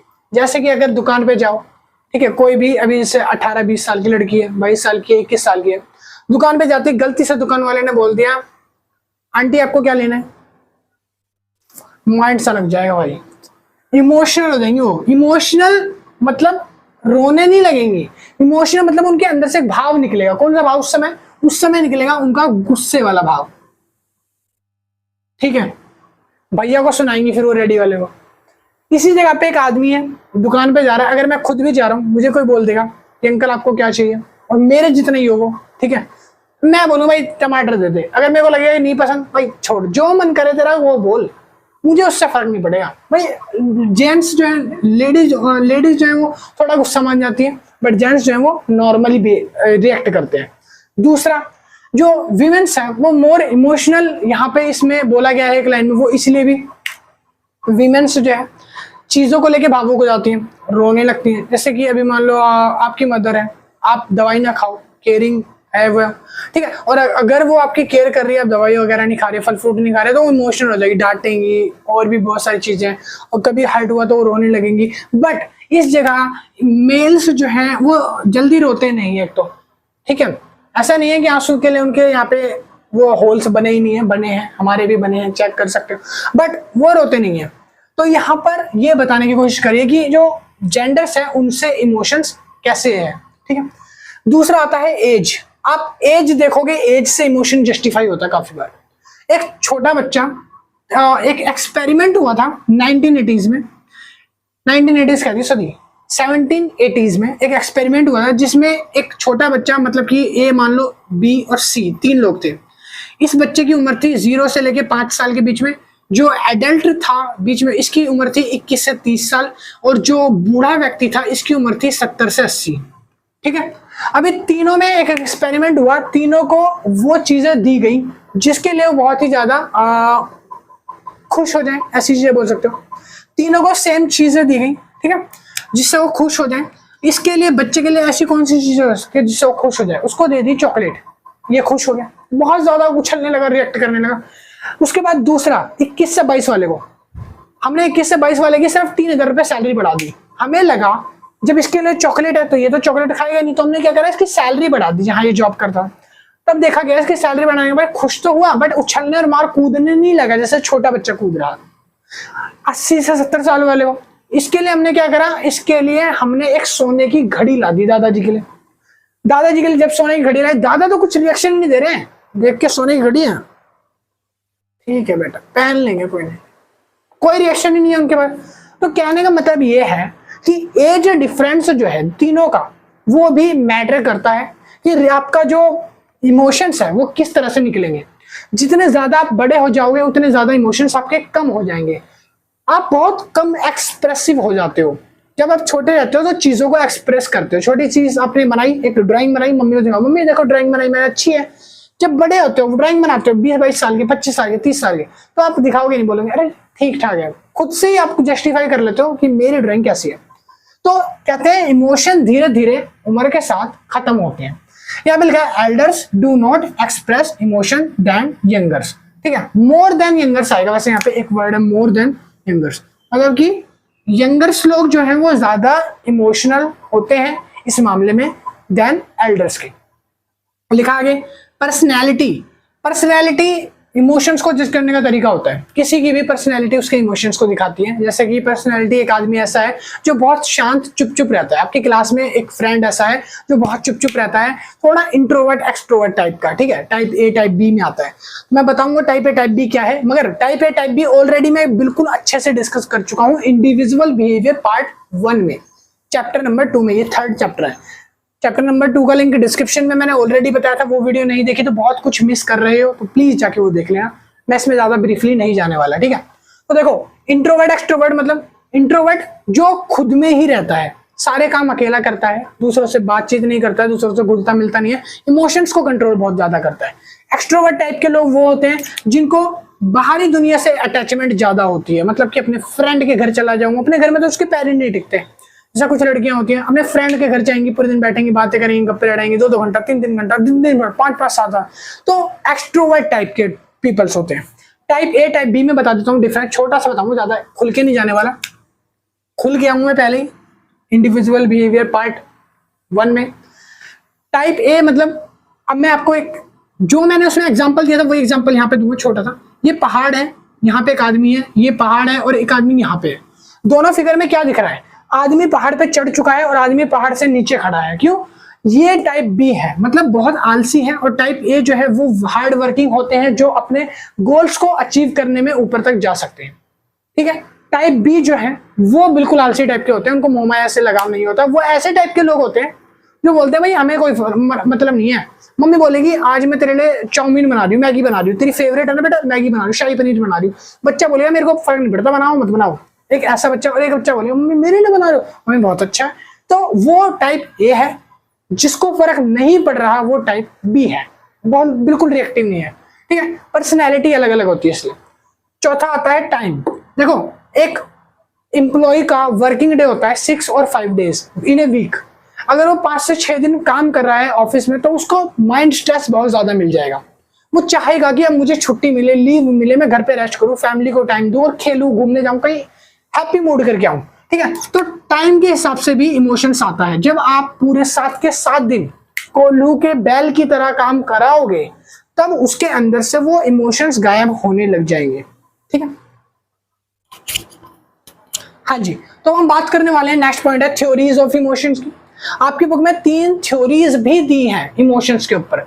पहली थ्योरी, ये एग्जाम पॉइंट ऑफ व्यू से भाई इंपॉर्टेंट है, ये तीनों में से कोई सी भी एक थ्योरी पे आ जाएगा, क्वेश्चन आपको लिखना होगा 5 मार्क्स का। शॉर्ट नोट आते हैं 5 मार्क्स के आ सकते हैं, ठीक है। थ्योरीज ऑफ इमोशन में पहला लिखा है जेम्स लैंज की थ्योरी। जेम्स लैंज जो थ्योरी है ये 1884 में by William James and Danish द्वारा दी गई थी। प्रोफेसर जेम्स एंड डानिश द्वारा ये 1884 में थ्योरी लिखी गई थी। इसके अंदर साइकोलॉजिकल रिएक्शंस, एक ह्यूमन बिहेवियर देखा गया था कि एक ह्यूमन में कैसा बिहेवियर होता है साइकोलॉजिकल तौर पे, जिसके अंदर उसका एक मस्कुलर टेंशन और हार्ट रेट इंक्रीज ये देखा गया था। मतलब मस्कुलर तौर पे एक बंदा कितना इमोशनल होता है, कितना फिट है, फाइन है, मस्कुलर। और दूसरा हमारा हार्ट रेट, मतलब कि कितना ज्यादा स्ट्रेस बिल्ड कर सकता है, कितने स्ट्रेस में काम कर सकता है। आप ऑर्गेनाइजेशन में काम करने जाते हो, कंपनी या फर्म में, सीए फर्म में, कहीं भी आप काम करते हो ऑफिस में, वहां पूछा जाता है आप कितने ज्यादा स्ट्रेस में भी काम कर सकते हो। पॉजिटिव पॉइंट होता है, आपने बोल दिया कि मैं काम ही नहीं कर पाऊंगा फिर तो स्ट्रेस में, मेरे आगे मक्खी भी ना करियो, मैं नहीं कर सकता काम। मक्खी से एग्जाम्पल आता है, एक एग्जाम्पल मैंने एक वेब सीरीज देखी थी जिसका नाम था ब्रेकिंग बैड। उसमें मैंने देखा था ब्रेकिंग बैड में एक मक्खी की वजह से वो जो प्रोफेसर होता है, साइंटिस्ट जो होता है, ठीक है, वो काम ही नहीं करता, ठीक है। क्यों नहीं काम करता भाई? क्योंकि उसको नहीं पसंद, इरिटेट हो जाता है वो। तो इस तरह की पर्सनैलिटी ना हो, तो वो चेक करने के लिए एक एक्सपेरिमेंट किया था जेम्स लैंज ने, जो कि एक थ्योरी है, ठीक है। दूसरी आती है Cannon Bard theory. Cannon Bard theory depend on stimuli. ये थ्योरी स्टिमुली पे डिपेंड होती है, और स्टिमुली मतलब कि 2 फैक्टरों पे डिपेंड होती है। फैक्टर कैसे? Cause and reaction. Cause and reaction. देखो, अगर मान लो आपने कपड़े सुखा रखे हैं बाहर छत पे, और छत पे आपको लगता है बारिश आने वाली है और बारिश आ गई, तो कॉज क्या हुआ, कारण क्या हुआ, बारिश आई, और आपने रिएक्शन क्या करा, आपने फटाफट भाग के जाके सारे कपड़े उतार लिए और अंदर लाके रख दिए कमरे में, ठीक है। तो कॉज एंड रिएक्शन। दूसरा एग्जांपल सुनो, आपने देखा एक सांप, आपने एक काला सांप देखा, बड़ा लंबा सांप देखा और आप उससे डर गए। तो कॉज क्या हुआ कि आपने एक काला कोबरा सांप देखा, और इफेक्ट क्या हुआ कि आप डर गए, ठीक है। डरा मत करो, सारे सांप नहीं काटते, अच्छे भी होते हैं। हाँ, तो ये था कॉज एंड इफेक्ट, जो कि कैनन बर्ड थ्योरी कहती है। तीसरा आ जाता है two factor theory. To factor theory हमको बताती है कि किस तरह से हम अपने सॉल्यूशन को फाइंड करते हैं। क्या करते हैं, सॉल्यूशन या सिम्टम्स फाइंड करते हैं। एक तरह से सिमिलरली कॉज एंड इफेक्ट, मतलब कैनन बर्ड की थ्योरी से सिमिलरली है टू फैक्टर थ्योरी। इसके अंदर आप इंक्लूडिंग टू सिचुएशन, इसमें 2 सिचुएशंस होती हैं, जैसे ऊपर वाले में थी इसमें भी है। इसमें आपको मान लो हाईली फीवर हो गया, सिचुएशन क्या है कि आपको हाईली फीवर हो गया। अब इसका सॉल्यूशन क्या है कि आप सिम्टम्स चेक कर रहे हो कि आपको फीवर हुआ क्यों है, आपको फीवर क्यों हुआ, उसके सिम्टम्स और उसके कॉज आपको पता हुए और आपने उसके लिए मेडिसिन ली और आप अब ठीक हो गए। तो मतलब कि कहने का मतलब है two factor theory includes two situation. Example में फीवर वाला डाल सकते हो, फीवर और उसका सॉल्यूशन, ठीक है। जो एग्जाम्पल मैंने यहाँ लिखे हैं आप यही एग्जाम में डाल सकते हो और इसको एक्सप्लेन कर सकते हो ज्यादा। आपको नोट्स में ब्रीफली एक्सप्लेनेशन में मिल जाएंगे थोड़े ज्यादा, ठीक है। जिसको बाय करने हैं ये रहा कॉन्टेक्ट नंबर ऊपर है। अब हम बात करने वाले हैं इस चैप्टर के लास्ट टॉपिक की, जो कि है हमारा वैल्यूज। वैल्यूज मतलब होता है आप कुछ अपने ऊपर डिसीजन लेते हो, आपके कुछ वैल्यूज है। जैसे कि हर एक इंसान की लाइफ में कुछ वैल्यूज होते हैं। कुछ इंसान बोलते हैं कि मैं 6 बजे के बाद ऑफिस में नहीं रुकूंगा, मैं काम नहीं करूंगा, नहीं करूंगा, नहीं करूंगा। रोकोगे तो मैं बेशक जॉब छोड़ दूंगा बट काम नहीं करूंगा, ठीक है। तो वो क्या उसकी वैल्यू है। आपकी वैल्यू क्या है, आप मान लो सुबह उठते हो, सबसे पहले आपको मुंह धोना है, फिर उसके बाद खाना खाना है, उसके बाद आप ब्रश करते हो। मेरी बात ध्यान से सुनना, मुंह धोना है, खाना खाना है, फिर आप ब्रश करते हो। कुछ लोगों की वैल्यूज ऐसे होती है, पहले ब्रश करना है, फिर खाना खाना है, फिर उसके बाद सोना है। सबकी वैल्यूज डिफरेंट डिफरेंट होती है, अलग अलग पर्सन की अलग अलग वैल्यूज होती है। हर कोई अपने दिन का शेड्यूल अपने हिसाब से सेट करता है। किसी को सुबह उठकर फेस वॉश करना है, किसी को सबसे सुबह उठकर हल्का होने जाना है, 1 नंबर 2 नंबर, लघु शंका दीर्घ शंका, सारी शंकाएं मिटानी है।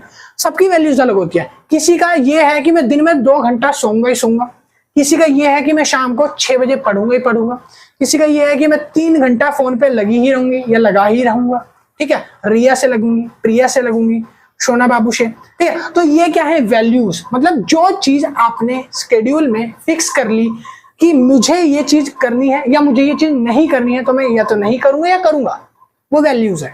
तो वैल्यूज ए स्पेसिफिक मूड, मैंने क्या बोला, एक स्पेसिफिक चीज जो आपने अपने लिए डिसाइड कर लिया, किसी और ने नहीं बना के दी वैल्यूज, आपने अपने लिए डिसाइड करी है, खुद से डिसाइड करी है कि मेरा एक रूल है। जैसे मेरा एक रूल है, अगर मौसम थोड़ा काला होगा तो मेरे बोर्ड पे लाइट कम पड़ेगी, जिसकी वजह से मैं वीडियो नहीं शूट करूंगा, मेरा ये रूल है।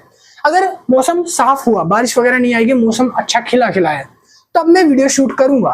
तो ये मेरी वैल्यूज है, ऐसे आपकी है। तो स्पेसिफिक मूड होता है कंडक्ट करने के लिए किसी भी पर्सनली या सोशली थिंग्स को, वो वैल्यूज कहलाती है, ठीक है।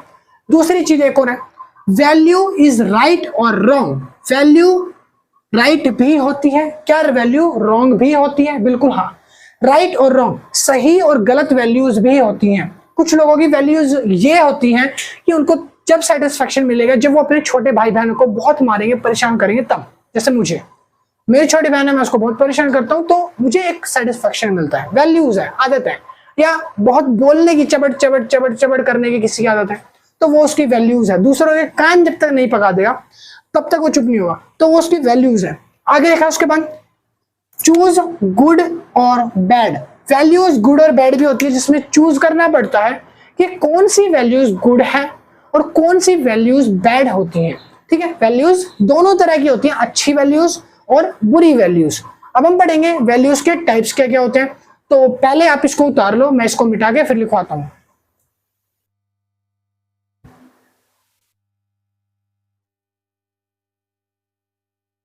तो चलिए फिर लास्ट पॉइंट हमारा आ चुका है, जिसका नाम है हमारा टर्मिनल वैल्यूज और इंस्ट्रूमेंटल वैल्यूज, और फिर हम पढ़ेंगे 6 टाइप्स वैल्यूज आर। पहले मैं आपको 6 टाइप्स की वैल्यू बताऊं, उससे पहले हम इन दोनों को समझ लेते हैं, फिर आपको मैं इसके बारे में बता दूंगा। इसके सिर्फ पॉइंट्स एक्सप्लेनेशन कर दूंगा मैं, ठीक है, ज्यादा डीपली जाने की जरूरत नहीं पड़ेगी। देखो, टर्मिनल वैल्यू और इंस्ट्रूमेंटल वैल्यू क्या होती हैं, आप ये दोनों समझो। उससे पहले छोटी सी चीज बताता हूँ। टर्मिनल वैल्यू वो चीज होती है जो हमारे लाइफ के गोल्स को अचीव करती है, ठीक है, या ये वो वैल्यूज हैं जो हमें हमारा गोल दिखाती है कि हमको लाइफ में बनना क्या है, अचीव क्या करना है। तो वो ऐसी चीजें जिसको हम लाइफ में अपना अचीव करना चाहते हैं वो होती हैं हमारी टर्मिनल वैल्यूज, ठीक है। इसको आप कह सकते हो ड्रीम वैल्यू। ड्रीम वैल्यू, जो भी आपका सपना होता है, जो भी आप पूरा करना चाहते हो, तो वो ड्रीम है आपका। तो वो जो ड्रीम है, वो जो आपका एम्बिशन है, वो जो आपका लक्ष्य है, वो आपका टर्मिनल वैल्यू होता है, ठीक है। अब इंस्ट्रूमेंटल वैल्यू क्या होती है? इंस्ट्रूमेंट वैल्यू वो वैल्यूज होती हैं जो टर्मिनल वैल्यू को पूरा करने में एक मेजर रोल निभाती है। इंस्ट्रूमेंटल वैल्यू को टर्मिनल वैल्यू को पूरा करते टाइम, अपने लक्ष्य को पूरा करते टाइम, ड्रीम्स को पूरा करने के लिए हम बिना इंस्ट्रूमेंटल वैल्यू के आगे नहीं काम कर सकते। इंस्ट्रूमेंटल वैल्यू अपना रोल निभाती है ताकि हम टर्मिनल वैल्यूज पर अटेन कर सके, अपने गोल्स तक पहुंच सके। तो ये इसमें अपना रोल निभाती है, ठीक है। या ये बोल सकता हूं कि जो टर्मिनल वैल्यूज है उसमें इंस्ट्रूमेंटल वैल्यूज की बहुत ज्यादा नीड होती है, ठीक है। अब ध्यान से देखेंगे, goals that individual would like to achieve during their life time. एक अकेला व्यक्ति जो अपने लाइफ टाइम में जो गोल्स को अचीव करना चाहता है या जो अचीव करता है, वो सारे के सारे गोल्स जो हैं वो किसकी मदद से होते हैं? इंस्ट्रूमेंटल वैल्यूज की वजह से फुलफिल हो पाते हैं, ठीक है, क्योंकि मैंने बताया इसमें इसका योगदान होता है, ठीक है। अब देखो कौन कौन से गोल्स होते हैं इसके अंदर। हम इसको एंड स्टेट वैल्यू भी बोलते हैं। टर्मिनल वैल्यू को एंड स्टेट वैल्यू भी कहा जाता है, जिसमें हम अपने एंड स्टेट, मतलब कि लास्ट में, सबसे लास्ट में जो आपको चाहिए आपने वो अचीव कर लिया। जैसे कि आपको फ्रीडम चाहिए, आपने वो अचीव कर ली।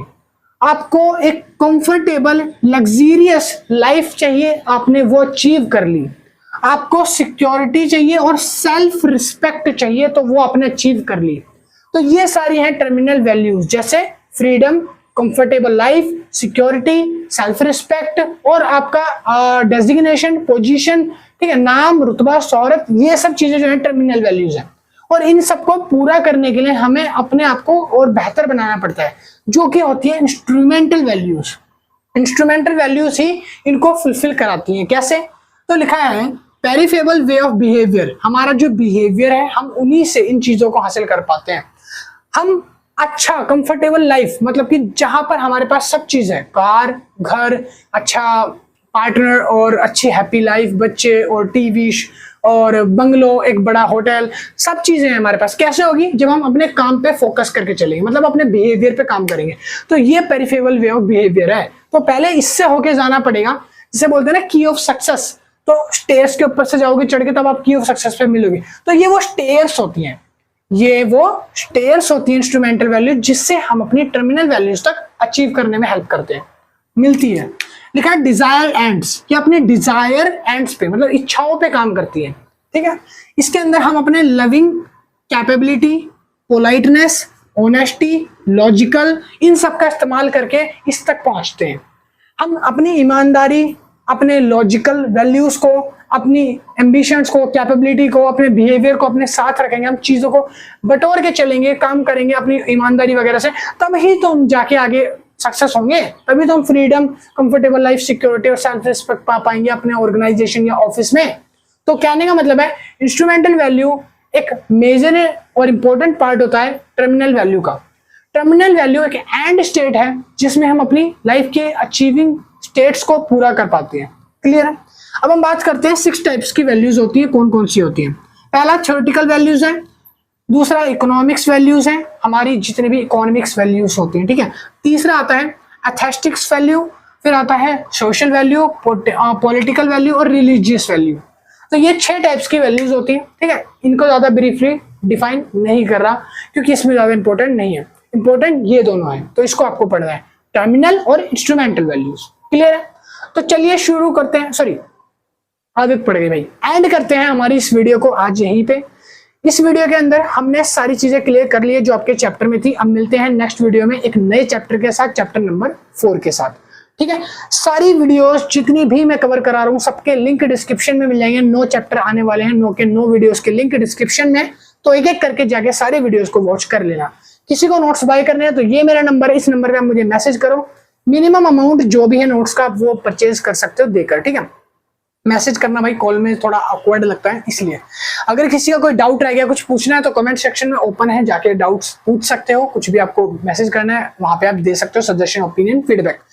और अगर वीडियो अच्छी लगे तो लाइक, शेयर एंड सब्सक्राइब करना। फ्रेंड्स तक शेयर ज्यादा से ज्यादा करना। एग्जाम में सेमेस्टर वाइज जो वीडियो बन रही है और भी आने वाली है, अभी और भी सीरीज आएंगी, तो उनके लिए भी आप नोटिफिकेशन वगैरह ऑन कर लेना ताकि आपको इन्फॉर्मेशन मिलती रहे। मिलते हैं कल एक नई वीडियो के साथ। अभी के लिए इतनी, थैंक यू। और अगर किसी को वीडियो अच्छी लगे तो हमारे टेलीग्राम, इंस्टाग्राम के ग्रुप्स वगैरह डिस्क्रिप्शन में लिंक है, तो जाके उन्हें भी फॉलो और ज्वाइन कर सकते हो ताकि आपको मोर अपडेट्स मिलती रहे वीडियोस वगैरह से रिलेटेड। अभी के लिए इतनी, thank you, keep watching, bye bye.